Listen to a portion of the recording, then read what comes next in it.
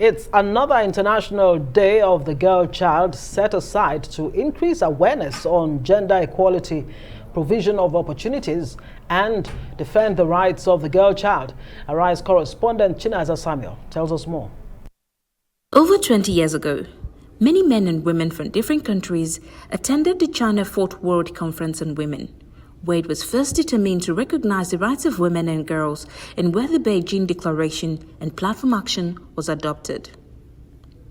The declaration was the first to expressly call for the distinction of rights for women and girls. According to UNICEF, this became a compelling necessity because every day, hundreds of thousands of girls around the world are harmed physically or psychologically, often with the full knowledge and consent of their families, friends, and communities. And as a result of youth advocacy around the world, the United Nations General Assembly in December 2011 declared October 11 as the International Day of the Girl Child to recognize girls' rights and highlight the unique challenges girls face around the world. Although remarkable progress has been made since the Beijing Declaration and Platform Action, unabated violence against women continues around the world. According to UNICEF, globally, 129 million girls are out of school, including 32 million of primary school age, 30 million of lower secondary school age, and 69 million of upper secondary school age. In countries affected by conflict, girls are more than twice as likely to be out of school than girls living in non-affected countries. Girls are also likely to be exposed to certain harmful practices such as child marriage and female genital mutilation, just to mention a few. UNICEF also predicts that Nigeria will have 29 million child brides by 2050. This is exacerbated by the inability of the Nigerian government to legislate and enforce 18 years as the minimum age for marriage. In addition, many states, especially in the northern parts of the country, have failed to domesticate the Federal Child Right Act. The theme of this year's celebration, Our Time is Now, Our Right, Our Future, is aimed at celebrating achievements for girls since the adoption of the Beijing Declaration and Platform for Action. It has been more than 10 years since the world began to mark the International Day of the Girl Child.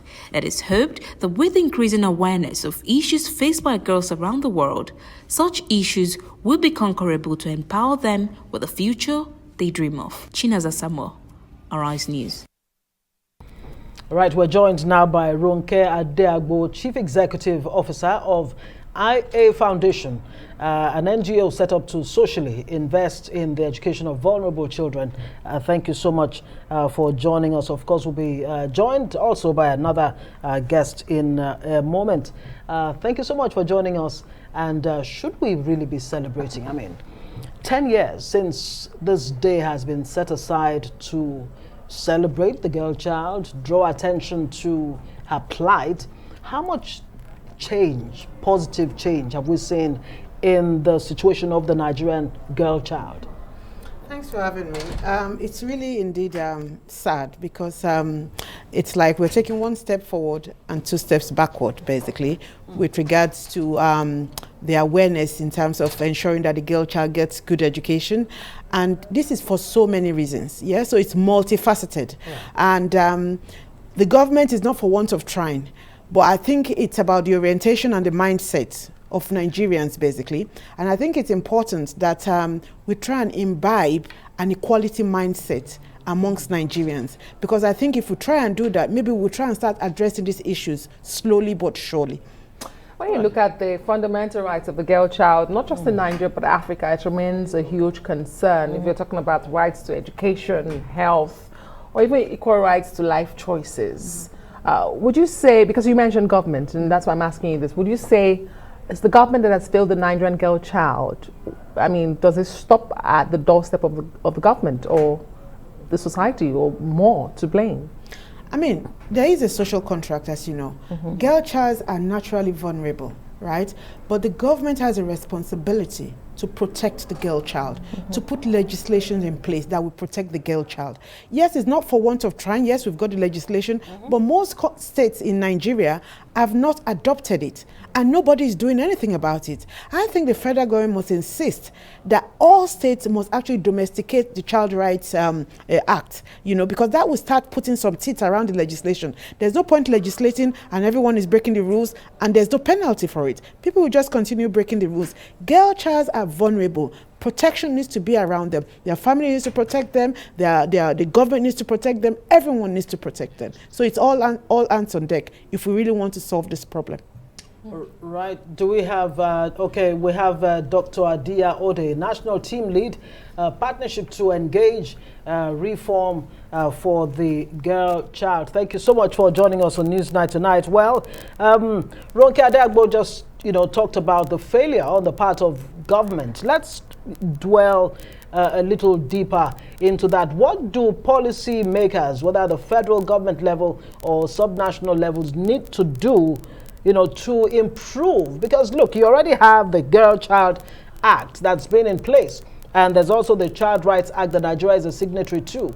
What do we need to do, and what exactly will these acts even supposed to address in the first place to improve the lot of the Nigerian child? Well, she said it's work must be on deck, and the legislation has to support the policies and also the practice. So, like she said, the Child Rights Act has not been. That is a big failing. But we also need other legislation to protect the rights of the girl child. We need targeted legislation. The girl child is subjected to all sorts of threats, violence, even in the home, and legislation is falling behind. Let's bring back. We do apologize to our viewers for the poor quality audio you're getting from that conversation at the moment. We'll try to reconnect with Mr. Adeagbo and get back, but we still have Ronke here in the studio with us. I'm looking at the theme for the observance of this year, and it's our time is now, our rights, our future. Can we truly say that for the Nigerian girl child? That their time is now, their rights, and their future? Yeah, I mean, it's all hot words as far as I'm concerned. I mean, we need to practicalize it. We need to have mechanisms in place to make sure the girl child is actually protected. As I said earlier, they are so vulnerable. Sometimes it's due to early marriages, sometimes it's due to rape, sometimes it's due to poverty in the family, sometimes because they want to use the girl child as child labor. Sometimes it's the family orientation or cultural orientation that girls' education ends in the kitchen. You understand? So it's a whole myriad of issues, and we all need to systematically have policies and procedures in place with teeth that would ensure that the girl child is actually protected. That's why I asked you that question earlier, that does the buck stop at the doorstep of the government? Because we seem to call on government a lot. Yes, they do have a role, but is it squarely the role of the government? You talk about the family and upbringing of the child, telling the girl, you belong to the kitchen and the boys can go play football, whatever they can. Right. And they have that mentality. So we talk about policies. How do you even begin to change it from that point? We have so many laws that are not implemented. But this is where we find ourselves as a country. How do we turn that around? Okay, I'll give you one of the main reasons why we've got lots of girl child who are not in school. It's partly because of the security challenges we have in the country. As you know, from Chibok to Dapchi, girls are being kidnapped. Now, if you're a parent in the north, you wouldn't want to send your child to school. And it's the role of the government to protect life, and property. So if the government is not doing that, you can't blame the parents for not sending their girl child to school. So you see why it comes back to the government, that it's their ultimate responsibility to protect the girl child. Yes, indeed. Let's stay with you because we seem to still be having issues with Dr. Ode there.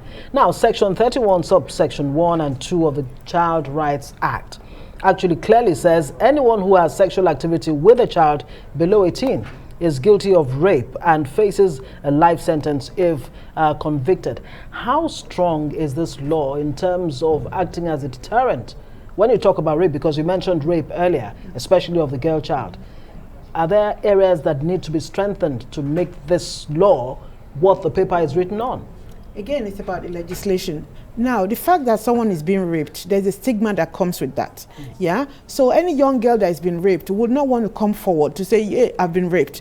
But if the stigma is sort of removed and that girl child is actually protected so that when they go to court, they are not identified, maybe that girl child will feel strong and bold enough to be able to come forward and say, XYZ raped me. Even some of this rape is happening within family members, and they're being told if you say anything, you're going to be in trouble. So the girl child is bearing and persevering all this because they haven't got the courage or they don't have the protection to be able to come out and speak up to make sure we don't have issues like this going on within the family and actually within the community. Even sometimes it's within their school where you have their teachers, pestering them for sex and things like that. So we need to make sure there's legislation in place. Lessons needs to be taught to people who are harassing these girls, and to make sure the girl child feels confident accessing education without any fear.